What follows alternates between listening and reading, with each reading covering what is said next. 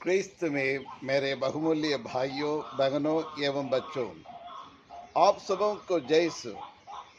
हमारे प्रभु यीशु क्रिस्त दुनिया के उद्धारकर्ता, जो मानव जाति को मुक्ति देने के लिए संसार में आए, और वही प्रभु यीशु क्रिस्त की कृपा, अनुग्रह, आशीष, अनुकंपा और उनके सामर्थ्य, दया और करुणा सदा सर्वदा आपके एवं आपके परिवार के साथ रहे। प्रिय विश्वासियों, और आज सारी दुनिया में फैली हुई माता कलीसिया और आज गुड फ्राइडे मना रही है, यानी पुण्य शुक्रवार। दुनिया में ऐसे कोई व्यक्ति नहीं है जो और गुड फ्राइडे के बारे में नहीं जानते हैं। जो गैर क्रिस्तीय भी और वो भी जानते हैं कि और आज के दिन सूली पर प्रभु यीशु ने अपने प्राण निछावर किया करके वो भी जानते हैं। यानी हर एक व्यक्ति, संसार के हर एक व्यक्ति को अच्छी तरह से मालूम है और प्रभु यीशु क्रिस्त और उस सूली पर अपने प्राण त्याग दिए हैं।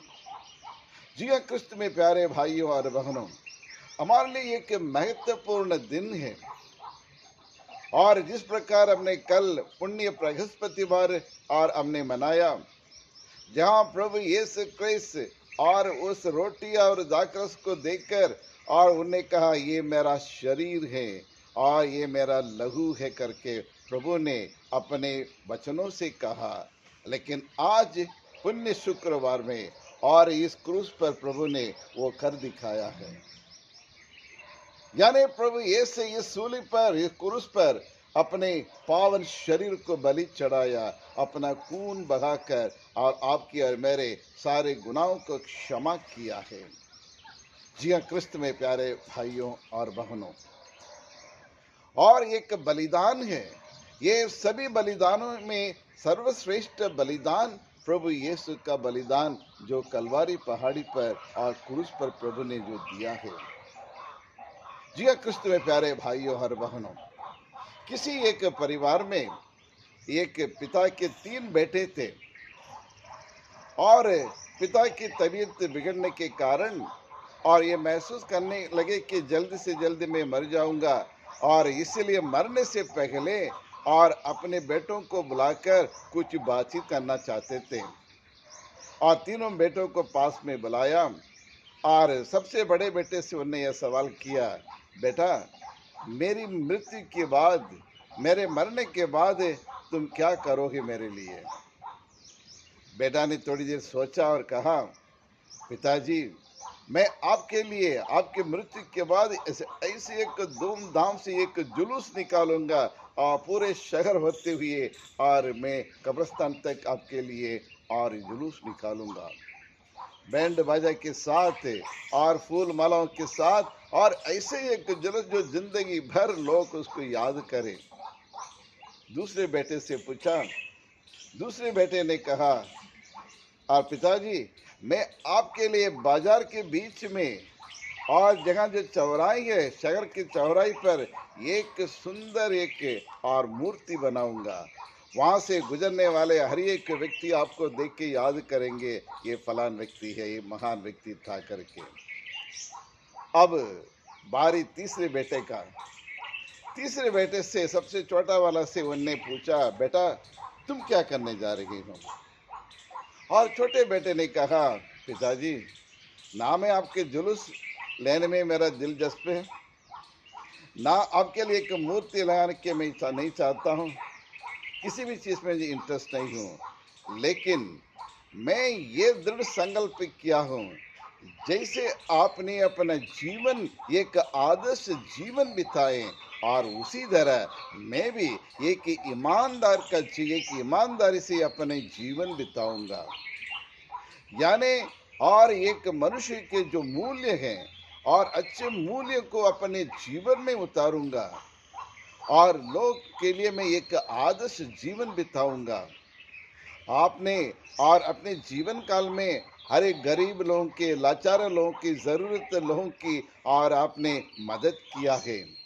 किसी के साथ भेदभाव नहीं किया है, किसी के साथ पक्षपात नहीं किया है और किसी के साथ अन्याय नहीं किया है, सबके साथ न्याय किया है, सबको बराबर देखा है।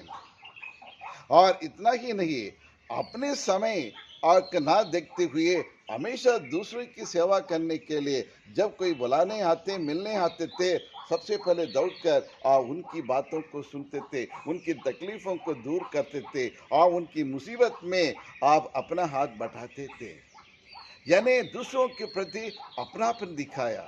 उसी प्रकार मैं भी मेरे जीवन में और इस प्रकार के मूल्यों को मैं उतारने के लिए मैं कोशिश करूंगा करके वो बेटे ने कहा। और पिताजी बड़ी खुशी से और मुस्कुराते हुए अपना और अपने सांस बंद हो चुकी थी। जी हाँ, क्रिस्त में प्यारे भाइयों और बहनों, बिल्कुल उस तीसरे बेटे के समान ही हमारे प्रभु यीशु क्रिस्त दुनिया के मुक्तिदाता और पिता परमेश्वर की आज्ञाओं को सुनकर और उनके पिता परमेश्वर के आज्ञाओं को ग्रहण करते हुए और मनुष्य धारण कर इस संसार में आए, एक साधारण मनुष्य का जीवन बिताते हुए और इस राज्य की स्थापना करने के लिए, सारी मानव जाति को मुक्ति दिलाने के लिए और इसके लिए अपने जान गंवाने के लिए और मर मिटने के लिए प्रभु यीशु क्रिस्त तैयार होकर ये सूली पर उन्हें प्राण निछावर किए हैं।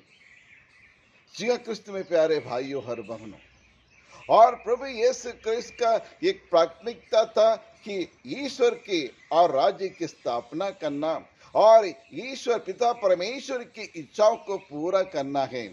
यानी ईश्वर का जो मानव जाति के प्रति जो अपार असीमित प्रेम था, उस प्रेम को प्रकट करने के लिए प्रभु ने और इस चिन्ह को यानी ये सूली को और क्रूस को अपनाया। जी क्रिस्त में प्यारे भाइयों और बहनों, पिता का और ये दया और करुणा और क्षमा और यह मूल्य ये क्रूस हमें सिखाता है। एक साधारण ये क्रूस था जहां चोरों को और उसको दंड देने के लिए और इसको इस्तेमाल करते थे।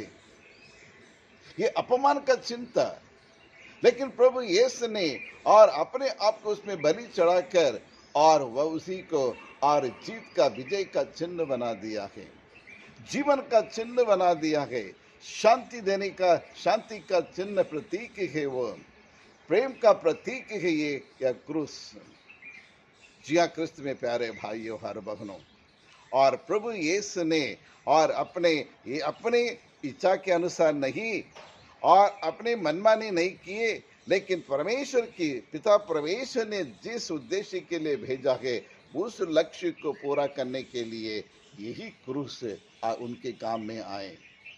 जी हाँ, क्रिस्त में प्यारे भाइयों और बहनों, लेकिन प्रभु यीशु क्रिस्त किस प्रकार के एक व्यक्ति थे? बाइबल कहती है और फिलिपी के नाम संत पौलुस का पत्र अध्याय 2 में और 7 से 9 तक को पढ़ के देखिए। और वह एक ईश्वर थे और ईश्वर के समान उनके पास सब कुछ, सब अधिकार था, वो ईश्वर के साथ बराबरी कर सकता था, लेकिन वह एक दास का धारण करके सदा ने एक मनुष्य के समान बनकर अपने आप को दीनहीन बना लिया।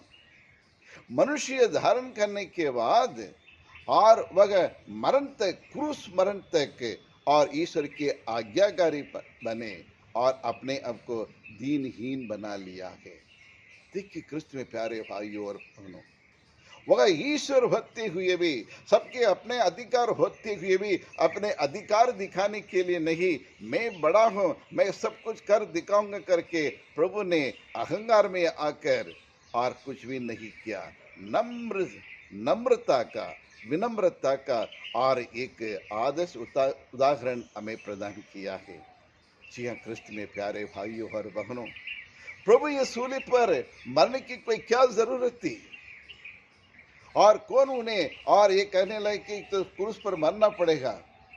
किसी ने उसके ऊपर कोई और ये कंबल नहीं किया है, लेकिन प्रभु यीशु क्रिस्त स्वयं अपने आप को बलि चढ़ाने के लिए तैयार थे, ताकि आप और मैं, ये सारे संसार को बचाने के लिए, सारी मानव जाति को और नरक से बचाने के लिए, और शैतान के और चंगुल से उन्हें छुड़ाने के लिए प्रभु यीशु को और यीशुली को अपनाना पड़ा। जी हाँ, क्रिस्त में प्यारे भाइयों और बहनों, और प्रभु यीशु थे एक निर्दोष व्यक्ति थे, ईश्वर के पुत्र थे। उन्हें किसी प्रकार की पाप नहीं किया, अन्याय नहीं किया, किसी के धोखाधड़ी नहीं किया, किसी के साथ और किसी भी प्रकार की दुश्मनी नहीं रखी। लेकिन फिर भी और प्रभु यीशु ने स्वयं मानव जाति को, आपको बचाने के लिए, मुझे बचाने के लिए, हमारे परिवार को बचाने के लिए, समाज को, देश को, दुनिया को बचाने के लिए उसी सूली पर अपना प्राण न्यौछावर किए ही। जी हाँ, क्रिस्त में प्यारे भाइयों और बहनों, और इसलिए बाइबल कहती है, बड़ी सुंदर तरीके से बाइबल कहती है, और the book of आइजाया chapter 53 versus 5-6 पढ़ के देखिए। वह हमारे पापों के खातिर, हमारे पापों के कारण वह छेदित किया गया है, उसके हाथ में और पैर में और उनके सिर में और सब छेदित किया गया है। इतने सारे दुख, अनगिनत असहाय दुख और हमारे लिए, आपके लिए उठाए, और हमारे पापों के कारण वह छेदित हुए, और हमारे कुकर्मों के कारण वह कुचल दिया गया है। 39 कोड़े खाए प्रभु यीशु ने, 150 किलो और ये क्रूस को उन्हें अपने कंधों पर उठाया। किसके लिए? आपके लिए, मेरे लिए। लेकिन आज क्या मैं मेरे परिवार के लिए, मेरे भाई बहनों के लिए, और उनकी न्याय दिलाने के लिए, और उनके प्रेम करने के लिए, उनकी सेवा करने के लिए, उनके जीवन को ऊपर उठाने के लिए, क्या मैं और इस प्रकार की दुख तकलीफ उठाने के लिए मैं तैयार हूं? आज हम में से हर एक व्यक्ति सिर्फ क्रूस की और ये प्रार्थना करना या क्रूस के और उसमें चुम्बन करने मात्र नहीं है, लेकिन मेरे दैनिक जीवन, मेरे जीवन काल में और उस तीसरे बेटे के समान क्या प्रभु यीशु के और राज्य के उस मूल्यों को और अपने दैनिक जीवन में, पारिवारिक जीवन में मैं अमल कर रहा हूँ, कर रही हूँ? ये हर एक व्यक्ति अपने आप से एक सवाल पूछना बहुत जरूरी है। जी हाँ, क्रिस्त में प्यारे भाई और बहनों, जो दंड उनने भोगा और उसी के द्वारा हमें शांति प्राप्त हुई है। आज इंसान शांति के लिए तरस रहा है, और मन में शांति नहीं है, दिमाग में शांति नहीं है, हृदय में शांति नहीं है, परिवार में शांति नहीं है, दुनिया में शांति नहीं है। और सब हर एक व्यक्ति और ये शांति के लिए तरस रहे हैं, और सच्ची शांति देने वाला प्रभु यीशु और ये सूली को अपनाया, और उस सूली पर अपना दंड भोगा, और उन्हीं के दंड के द्वारा हमें शांति प्राप्त हुई, और अपने गाँवों द्वारा और हम भले चंगे हो गए हैं।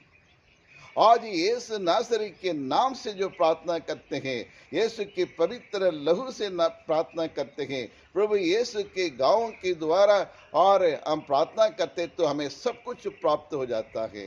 हर प्रकार की कृपा के ऊपर कृपा हमें प्राप्त होती है, सिर्फ प्रभु यीशु हमारे लिए जो उन्हें करके दिखाया है। जी हाँ, क्रिस्त में प्यारे भाइयों और बहनों, आज ही हम उसको स्मरण करते हैं जो 2023 साल पहले और प्रभु यीशु वो सूली पर मरे थे, गुड फ्राइडे।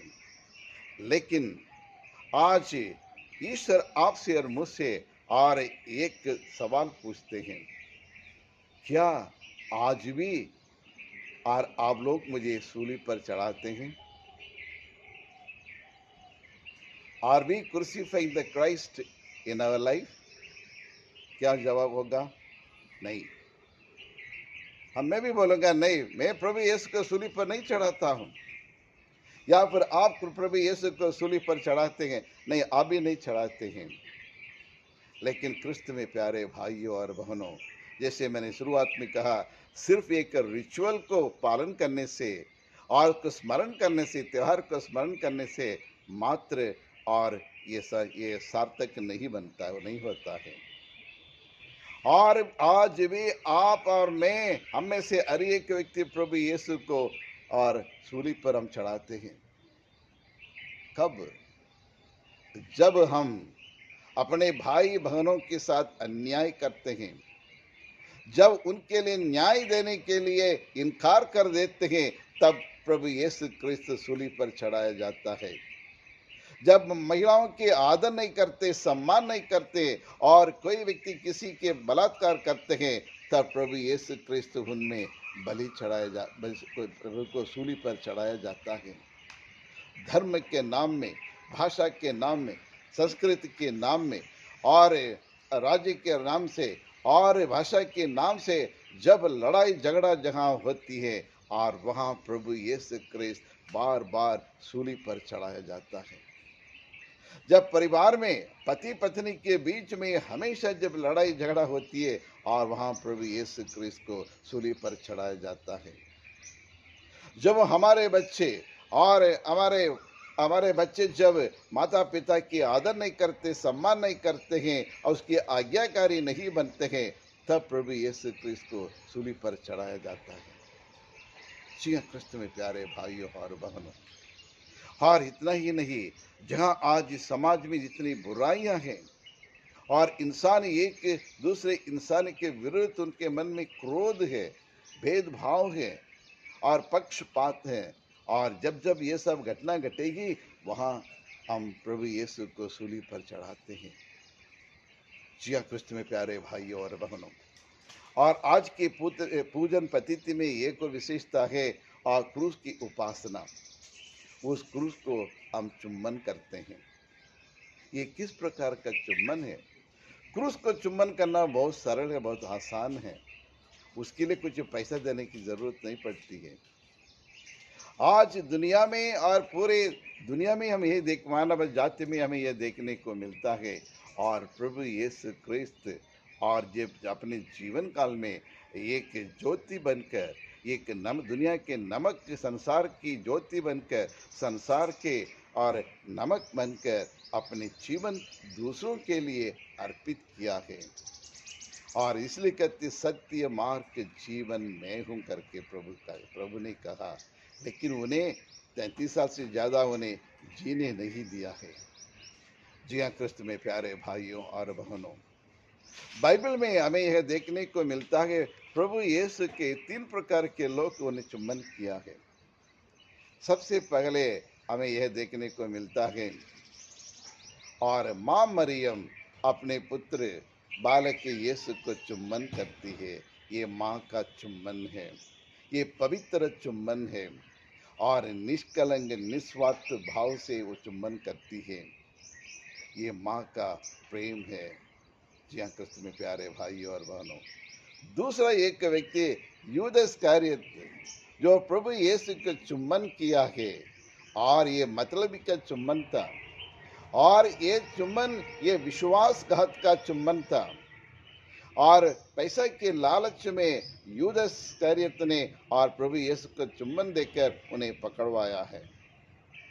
लेकिन तीसरा मैरी मैगदलीन, और उनने जो चुम्बन किया है और वह क्षमा का चुम्बन था, और ईश्वर से और माफी मांगने के लिए, क्षमादान प्राप्त करने के लिए वो चुम्बन किया है, और आंसू बहाते हुए प्रभु के पांवों को धोकर और अपने बालों से उसको पोंछकर और उस द्रव्य को और उसको परफ्यूम को डाल के उन्हें अभिषेक किया है, यानी पाप के लिए, पाप के प्रायश्चित प्रकट करने के लिए और पाप क्षमा प्राप्त करने का चुम्बन था।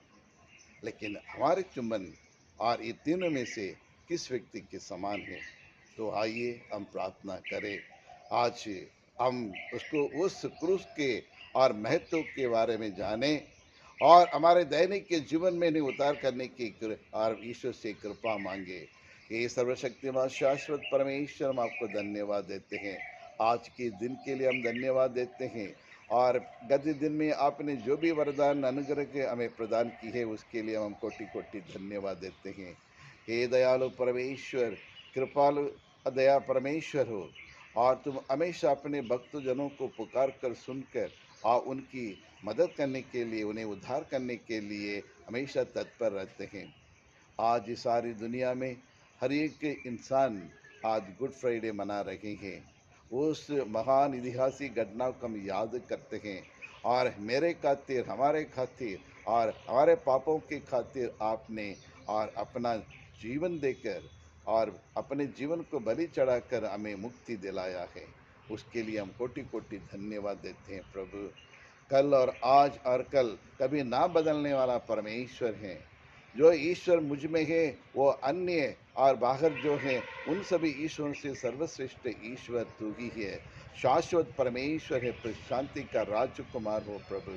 अपने लहू से हम सबों को पापों से बचाया और हमेशा हमारे हर दुख तकलीफों को दूर करने की हमें कृपा प्रदान करे। यही प्रार्थना करते हैं हमारे प्रभु यीशु क्रिस्त के द्वारा। आमीन आमीन।